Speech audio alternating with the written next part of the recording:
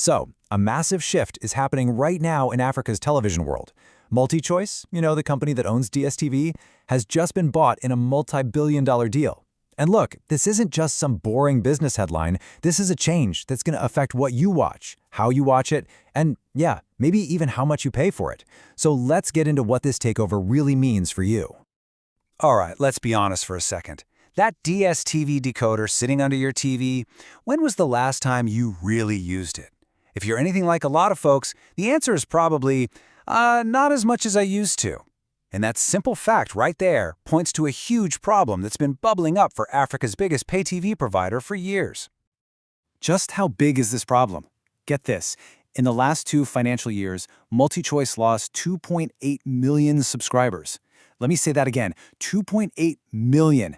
That's not a small dip. That's a full-blown exodus. It was pretty clear something big had to change, and it had to change fast. So why is everyone leaving?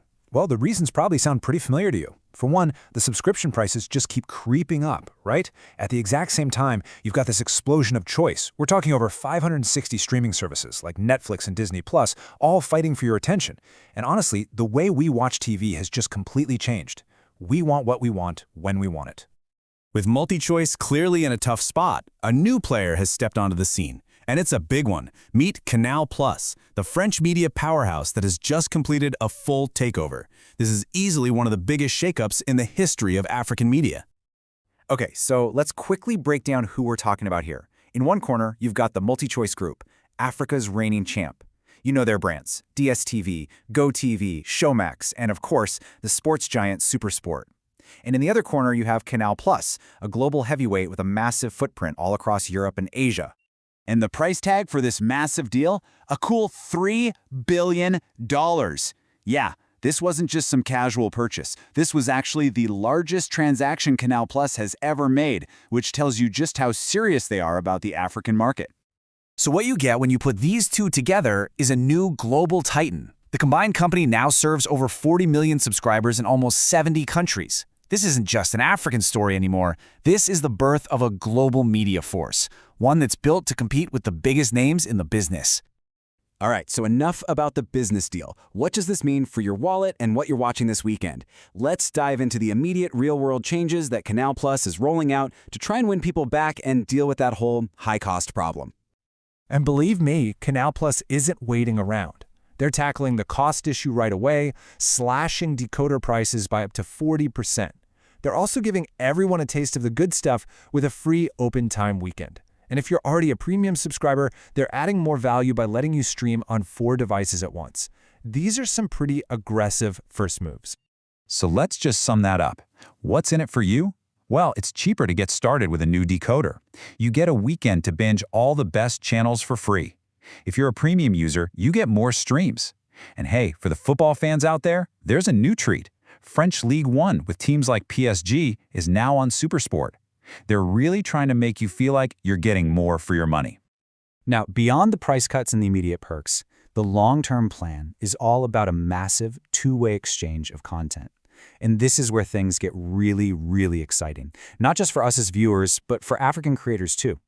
Think of it like this. A new content superhighway is being built. In one direction, all those amazing African shows and movies that were on DSTV are now going to be exported all over the world through Studio Canal. And coming back in the other direction is a flood of international content from Canal Plus's huge library, which will start showing up on DSTV. And listen, this isn't just some vague corporate promise.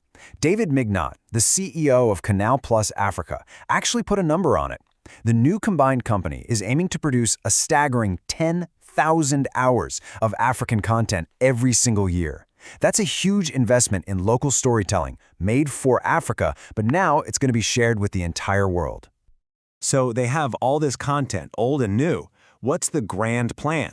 Well, it all seems to boil down to one single, really ambitious strategy, and it might just lead to a super war for your screen time. The endgame for Canal Plus is something they're calling a super app. Just imagine one single platform on your TV where you can get everything. All your DSTV and GoTV content, but also maybe even services like Netflix or Apple TV+. One login, one bill, maybe even with bundled discounts. The whole point is to make it super convenient. One app to rule them all.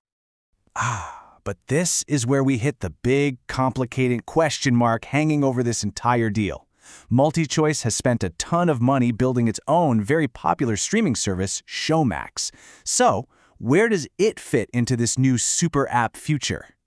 And here's where it gets a little messy. See, DSTV Stream is 100% owned by the new Canal Plus group, but Showmax is a joint venture, and 30% of it is owned by the American giant Comcast. An analyst I read put it perfectly. It's like owning two bakeries on the same street, both selling the same bread to the same customers. It's an internal conflict, and Canal Plus has to figure it out. And while they're trying to solve that puzzle, a new war is heating up. For decades, DSTV's ace in the hole, their secret weapon, has been exclusive sports rights. But now, you've got global giants like Netflix, Amazon, and Disney jumping into the game, trying to buy up things like the Champions League. DSTV's last great castle is officially under siege. So let's bring it all together. For you, the viewer, what's the bottom line? On the one hand, the potential wins are huge. Way more content, cheaper decoders to get started, and a global stage for African stories. But on the other hand, there's some real risks. Nobody knows what's going to happen to Showmax. That iron grip on sports could get weaker, and you'll have one single company with a ton of power over what we watch. And all of this leaves us with one final big question. Is this push towards a single super app the future, simplifying everything for us under one roof? Or will this escalating war between all these global streaming giants actually end up giving you, the viewer, more choice and more power than you've ever had before? The battle for your screen is just getting started.